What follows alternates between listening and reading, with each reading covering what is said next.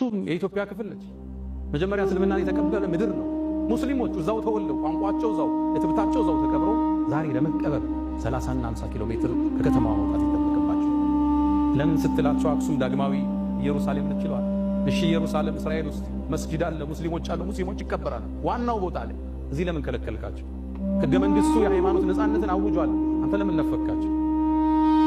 አክሱም ውስጥ መጠጥ ቤቶች አሉ፣ ሺሻ ቤቶች አሉ፣ ይጠጣል፣ ይጨሳል።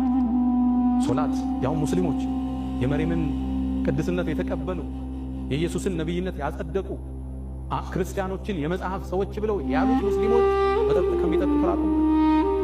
ምናልባት በዚህ አጋጣሚ ክቡር ጠቅላይ ሚኒስትርን ለተናገሩት ንግግር አመሰግናለሁ። አክሱም ውስጥ ያሉ ሙስሊሞች 30 ኪሎ ሜትር ሄደው እንዲቀበሩ ከተገደዱ የሞቱት የከለከሉት ናቸው፣ ያ ሰው አይደለም ብለዋል። ይሄ ትርክት ይሄን አስተሳሰብ ፈጥሮ አለፈ። ይሄ ቅድም ያወራሁት የታሪክ አጻጻፍ ሂጃብ እህቶቻችን ለብሰው እንደይሰግዱ ስልክ ሳርቷል። አሁን በየፖለቲካው ምህዳር የምታዩት ንግዱ ቦታ ላይ የምታዩት ክፍተቶች ሁሉ የዚህ አስተሳሰብ ውጤት ነው። ከፈለው መጤ ከፈለው ደግሞ ባላለ እሺን ስማማ ብለህ ጠይቅ። እዚህ ሀገር ቀድሞ የገባው ማለት ክርስትና ወይስ እስልምና? ከሰሜኑ አካባቢ ክርስትና ቀድሟል። አዲስ አበባን ይዞ ወደ ታች ደግሞ እስልምና ቀድሟል።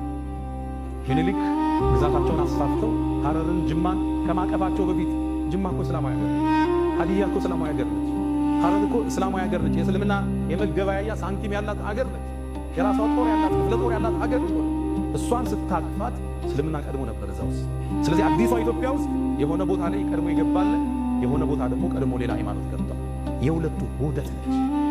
የሚያዋጣን አንድ ነገር ብቻ መደመር፣ መሰላሰል፣ መሰባጠር፣ አብሮ መጓዝ፣ መጣመር ብቻ። መሰላል እንደምታውቁት ወደ ከፍታ ስንወጣ ሁለት ቋሚዎች አሉ፣ በርካታ ግድሞች አሉ። መሰላል ከዚህ ነው የሚሰራው። አንዱ ብሔር ከሌላኛው ብሔር ጋር፣ አንዱ ሃይማኖት ከሌላው ጋር ተሰናስኖ ነው ወደ ኢትዮጵያ ብልጽግና ከፍታ መውጣት የምንችል።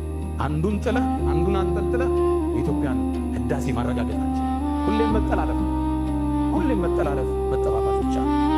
በማህበራዊ የለውጥ እርከን ውስጥ 3 እርከን እንዳለ ይነገራል። አንደኛው እኔ የሚባለው እርከን ዲፔንደንሲ ምንድን፣ ሁለተኛው ደግሞ አንተ የሚለው ለሌላው ዕዳን ማሸከም ዲፔንደንሲ ይለዋል።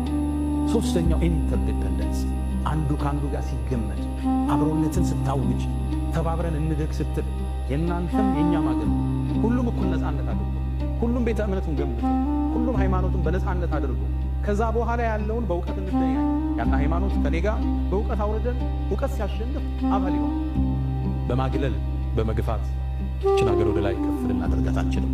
አላ ወፈዐሉል ኸይራት ወስተግፊሩ ረበኩም ፈጡባ ሊልሙስተግፊሪን